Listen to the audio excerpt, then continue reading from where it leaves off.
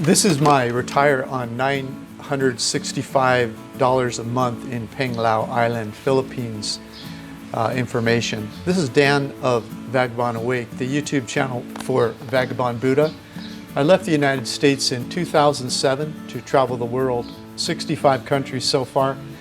As I travel the world, I document the best retire cheap in paradise locations all over the world.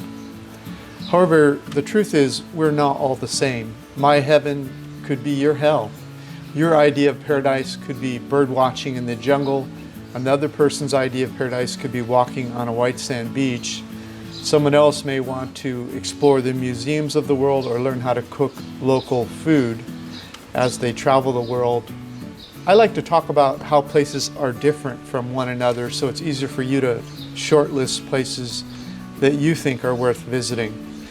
The only thing that the places I report have in common is they are interesting and cheap. You just need to follow me as I travel the world and decide which places are worth a visit before making your final decision. Or you could just use my reports as a way to enjoy the whole world the same way I'm doing. We are presently in the Philippines investigating our favorite spots to retire.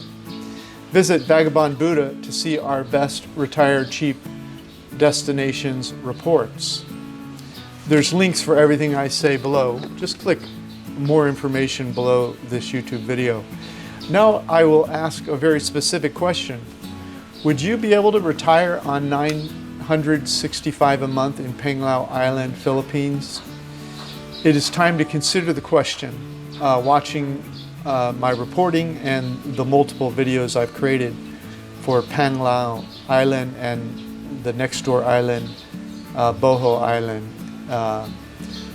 Okay, Panglao Island, Philippines, cost of living. If you're cheap like me, one of the mistakes you can make living internationally is to move to an expensive tourist area and try to live like a tourist. That is a mistake you could easily make in Panglao Island. Most everything in Panglao has an expensive tourist version, such as places to stay, restaurants, and tours. So you could easily fall into this trap on Panglao. There are two ways I see you could avoid that trap. First, you could live a short distance away on Bohol Island. For example, Tagbilaran City on Bohol Island is about 20 kilometers away. Many of the locals that serve the tourists on Panglao Island commute from Tagbilaran to Panglao daily for work. Second, you could live in one of the less touristy areas of Panglao and eat and live in and around locals instead of tourists. Living like a tourist is almost never a good idea if you're trying to survive on a tight budget. For more ideas on how to save money, watch my video, Top 10 Mistakes International Retirees Make, link provided. A nice dish in a local restaurant in Bohol Island is around 100 pesos or $2 per person. The same dish in a tourist restaurant on Panglao could easily cost you 4 times as much. You can also save money cooking many of your own meals, like you'll see us do in our videos. This may even be healthier since you can better control the quality of the ingredients. Locals can easily find a middle-class apartment for around $200 US per month, plus utilities of around $80, including the internet. Yet there was also a 3-bedroom house on the property where we stayed on Panglao Island, link provided below, that rented for $400 per month for a 3-bedroom house. The numbers in the below table are for a temporary visitor on Panglao Island, so the rents are a little higher than I previously discussed. As such, some people may be able to save a little in rent and a little more on cooking at home than the numbers I'm about to quote you. There were no hostels on Panglao Island, so we're giving the price of the cheapest hotel per night on the day we searched as the hostel price in the table, link provided. Okay, Panglao Island cost of living. There's a table on the webpage. It ranges depending on whether you're a backpacker type staying in a hostel or the cheapest hotel, or you're someone like us who would like a furnished apartment with a kitchen, utilities and internet all included, so you can cook some of your own meals. So it just depends a little bit on what you consider, what sort of traveling conditions you are interested in. But you're looking somewhere in the neighborhood of around $400 to $800 a month on Panglao or Boho nearby if you're living more like a local than a tourist. This includes the 1 month for one person as a temporary visit. It includes rent, 2 meals per day, and local transportation. For a full understanding of what it will cost you to live here, visit Numbeo for Panglao and add any items you spend money on. And there's also a link explaining how the table works that you can click and read to learn how we compute these prices. Never move anywhere until you have visited first personally to verify the living costs for your lifestyle and needs. I'm not guaranteeing these prices, they're just my notes and estimates from the time of my visit and this post. Your costs will likely be drastically different depending on your lifestyle and the time since this post.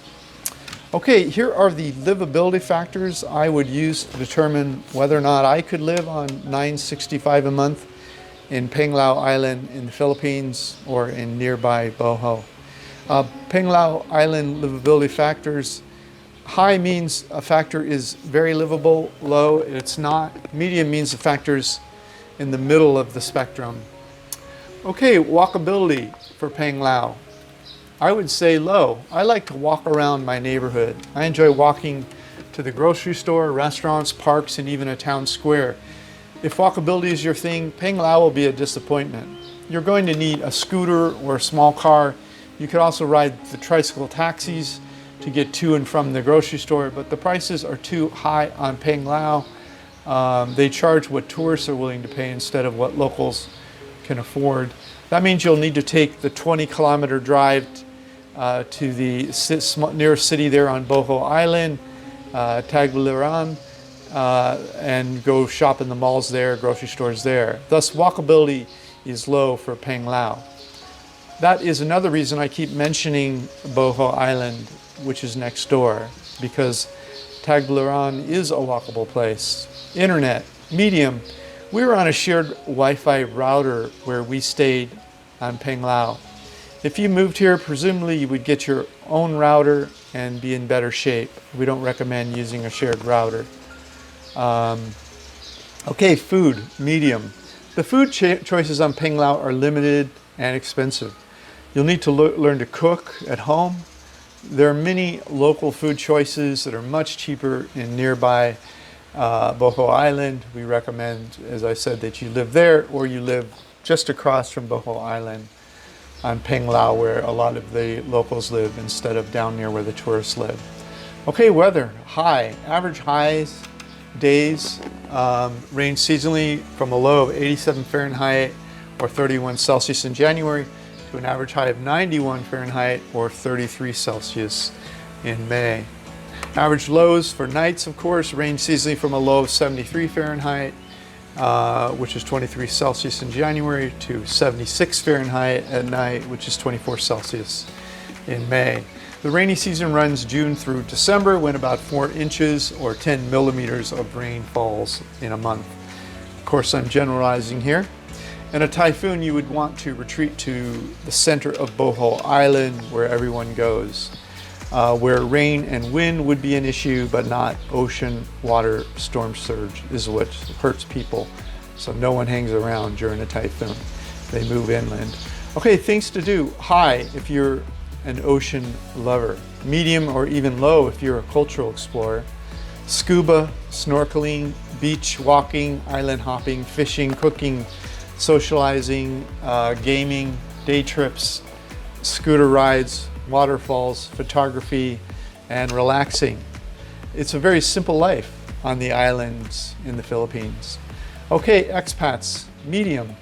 The world is on Panglao Island. It is one of the favorite international tour spots for the Philippines. There weren't many permanent retiree expats like we saw in other parts of the Philippines, but the owner of the property where we stayed is an American that has lived here for 8 years. Additionally, there are at least 3 Facebook pages that specialize in Panglao and Boho expats. That would be a great place to get all your specialized questions answered. There's links to these 3 web pages and everything else I mentioned on the web page.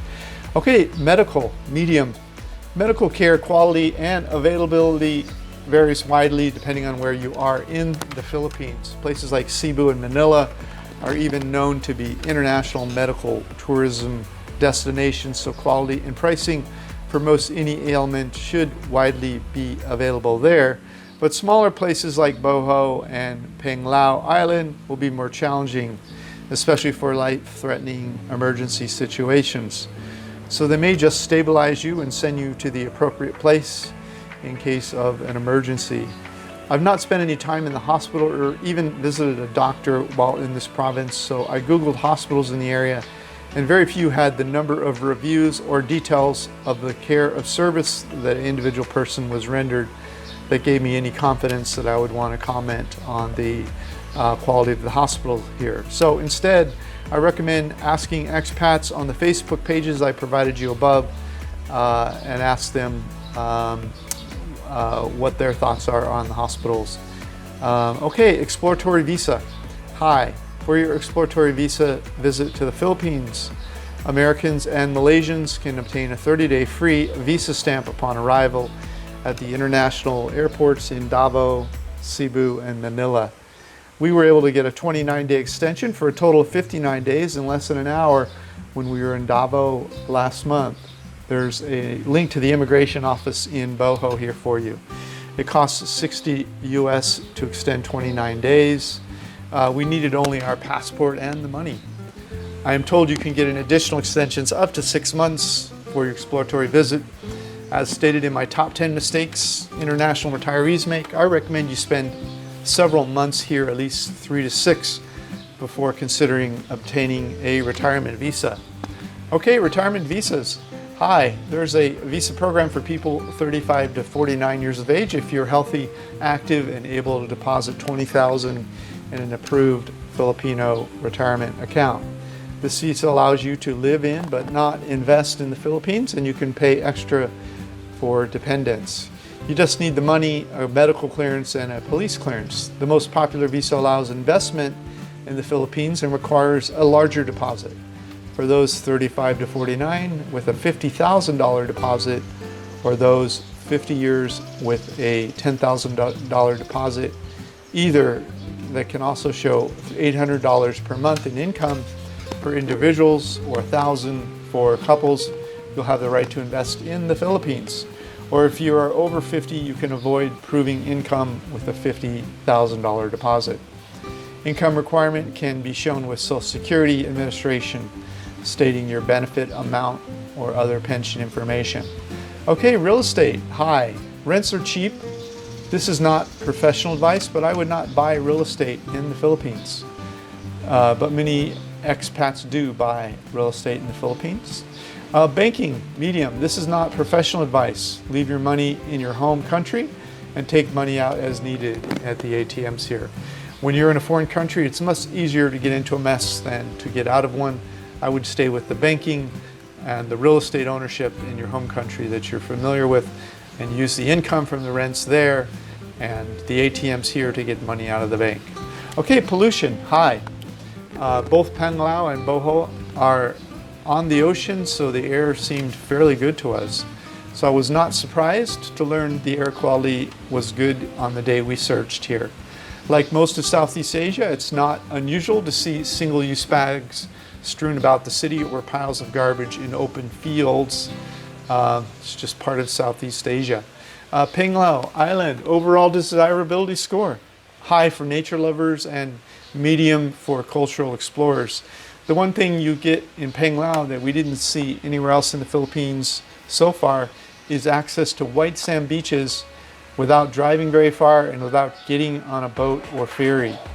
Having easy access to white sand beaches with just a scooter, jeepney, or tricycle meant we could visit a beautiful beach for 20 pesos instead of 200 pesos. But they're both cheap. 20 pesos is about 60 cents. 200 pesos is $4. If you're finding any value here, could you please like it, comment, share, or subscribe? Your simple act of kindness will move us up in the Google and YouTube search rankings so our business grows faster. If you'd like to learn how I fired my boss and started traveling the world, click the more information link below and grab a free copy of my ebook, How to Fire Your Boss and Travel the World. Okay, Panglao and 𝐕𝐆 facts and history. Here are some interesting facts and history about Panglao and 𝐕𝐆. The capital of 𝐕𝐆 is Tagbilaran city. From the city you can just cross a bridge to get to Panglao Island, but once you cross the bridge you have to drive another 20 kilometers to get to the tourist area of Panglao. In that sense, it might be smarter to stay closer to 𝐕𝐆, where prices are cheaper and life feels more authentically Filipino. 𝐕𝐆 Island is 162 miles long and has 75 minor islands surrounding it. There are only 9 islands larger than 𝐕𝐆 in the Philippines. In the last census of 2015, about 1.3 million people lived in 𝐕𝐆 province. 𝐕𝐆 is a popular tourist destination with Panglao Island, the Chocolate Hills, and the Philippine tarsier, one of the world's smallest primates, being the most famous 3 things. Panglao Island is often listed as one of the top 10 dive sites in the world. There was a 7.2 magnitude earthquake in 𝐕𝐆 in 2012 and 156 people died. The Pacific Rim area is known as the Ring of Fire, all the way from San Francisco through the Hawaiian Islands and Japan and down through the Philippines, are all in earthquake areas and volcano areas. The people of 𝐕𝐆 are said to be descendants of the tattooed ones. They were a distinct culture as determined by artifacts unearthed in Mansasa, Tagbilaran, Taoist, and Panglao. The people of Panglao Island invaded and exercised cultural dominance over the people of 𝐕𝐆. The 𝐕𝐆 sect was forced into slavery as a consequence of this dominance.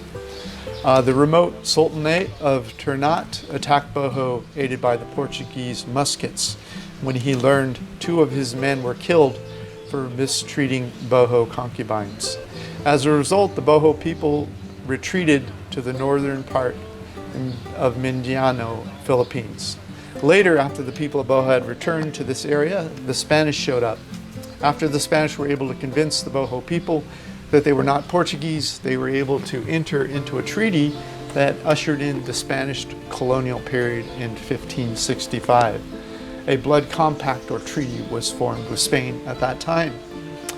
There were 2 major revolutions engaged by the people of 𝐕𝐆 during the Spanish colonial period, the first in 1621 and the second in 1744. The second lasted about 85 years. The Filipino culture was influenced by both Spain and Mexico during the Spanish colonial period. The USA defeated Spain and bought the Philippines during the Spanish-American War. The Philippine people did not recognize the sale to the USA, resulting in the Philippine-American War. The Americans eventually recognized Philippine self-rule, but the Japanese showed up in 1942 and took over. The Americans eventually helped the Filipinos get rid of the Japanese in 1945, towards the end of World War II. Please subscribe to Vagabond Buddha or our YouTube channel to watch us move around the world, 65 countries so far, to find out about our Retire Cheap in Paradise members-only benefits. Watch the video at the bottom of the webpage. Just click more information below this video. This is Dan of Vagabond Awake, the YouTube channel for Vagabond Buddha. Thank you for your interest in our Retire on $9.65 a month in Panglao Island, Philippines. The world is your home. What time will you be home for dinner?